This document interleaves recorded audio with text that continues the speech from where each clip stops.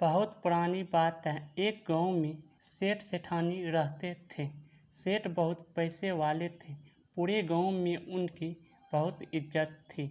लेकिन सेठ सेठानी को औलाद का सुख नहीं मिला। शादी के 30 वर्ष बीत चुके थे। उनके धन का कोई उत्तराधिकारी नहीं था। सेठानी ने एक बार सोचा कि हमारे पास इतना धन दौलत है, लेकिन कोई हमारे उत्तराधिकारी नहीं। हमारे मरने के बाद ये सारा धन बेकार है। यह धन हमारे किस काम? एक दिन सेठ सेठानी ने सेठ से कहा कि एक गाय ला दीजिए, मैं गाय की सेवा करूंगी ताकि हमारा अगला जन्म सुधर सके। पूरा समय घर में अकेले रहती है, हमारा मन नहीं लगता। सेठ जी ने हाँ में भर दी। लेकिन कई दिन निकल गए, सेठ जी गाय लेकर नहीं आए। एक दिन सेठानी गांव के सोनार के पास गए और एक चांदी की गाय बनवाई। साथ ही गाय के लिए सोने की जेवर भी बनवाए। पाँव में पायल, गले में कंठी, गले का हार बनवाए। गाय के लिए कपड़े भी सिलवाए। अब सेठानी गाय की पूजा पाठ करने लगी। रोज गाय की पूजा करती और कहानी कहती, हलवा पूरी खीर बनाती। फिर उन भोजन को बाहर आने जाने वाली गायों को खिलाती। अब सेठानी का समय बहुत अच्छे से गुजरने लगा। गाय का पूजा पाठ करते करते 1 साल बीत गया। एक दिन सेठानी सेठ जी से कहा कि गौ माता का अध्यापन कराना है। आप किसी योग्य ब्राह्मण को खाना खाने के लिए बोल कर आइए। तब सेठ जी ने गांव के एक पंडित जी के पास गए। पंडित जी, आप मेरे घर खाना खाने पधारिएगा। सेठ जी ने कहा, मेरी पत्नी गाय अध्यापन कराएगी। पंडित जी ने उस समय हाँ में भर दी। पंडित जी मन ही मन सोचने लगे, गाय के अध्यापन में मुझे गाय की भी मिलेगी, मैं उससे कैसे देखभाल करूँगा। मेरे पास तो खुद रहने के लिए एक छोटी सी झोपड़ी है।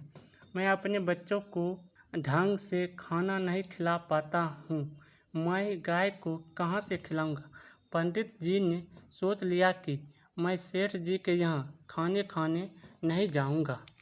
इधर सेठानी ने गाय के अध्यापन के लिए 2 तांबे के बड़े बड़े ड्रम खरीदे। एक में पानी भरा और एक में गाय का सूखा दरिया भरा। एक बोरी शक्कर खरीदा। गाय के नाम से पंडित जी को दान दे सके। फिर पंडित जी के लिए कई तरह के खाने के लिए भोजन बनवाई। सुबह से दोपहर हो गए, लेकिन पंडित जी खाना खाने नहीं आए। तब सेठानी ने सेठ जी से पूछा कि आप पंडित जी को खाना को कहाँ या नहीं? सुबह से दोपहर हो गई है, पंडित जी खाना खाने क्यों नहीं आए हैं?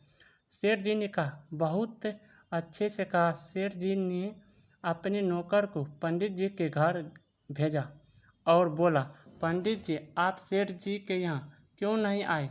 आप अपना नुकसान क्यों कर रहे हैं? हमारी सेठानी आपको देने के लिए चांदी की गाय बनवाई है और बहुत सारे धन भी देगी। पंडित जी मन ही मन बहुत खुश हुए। वह तुरंत तैयार होकर नौकर के साथ सेठानी के घर पहुंच गई। सेठानी जी ने पंडित जी का खूब आदर सत्कार किया। पंडित जी को खूब सारे धन मिले। पंडित जी बहुत खुश हुए। पंडित जी ने सेठानी को खूब आशीर्वाद दिया। कुछ समय बाद एक दिन ही सेठ सेठानी की मृत्यु हो गई। जब यम मार्ग से बैतरणी नदी आई तो सेठानी ने आंखें बंद करके गौ माता का ध्यान किया। उसी समय चांदी के गौ माता आगे सेठ सेठानी से कहने लगे, आप गौ माता की पूंछ पकड़ लीजिए।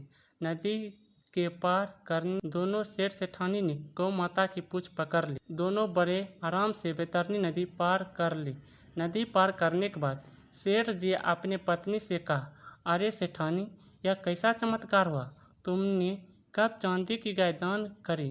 तब सेठानी सेठ जी को पूरी बात बताई कि हमारे धन का कोई उत्तराधिकारी नहीं था, तो मैंने चांदी की गाय की पूरी साल पूजा कर गाय के अध्यापन में वह चांदी की गाय और बहुत सारे धन दान में कर दी।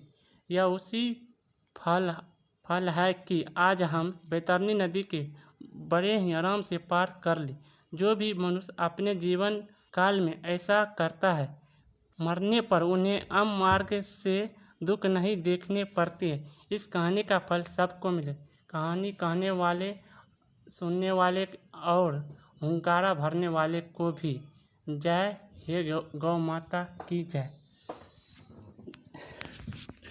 कैसे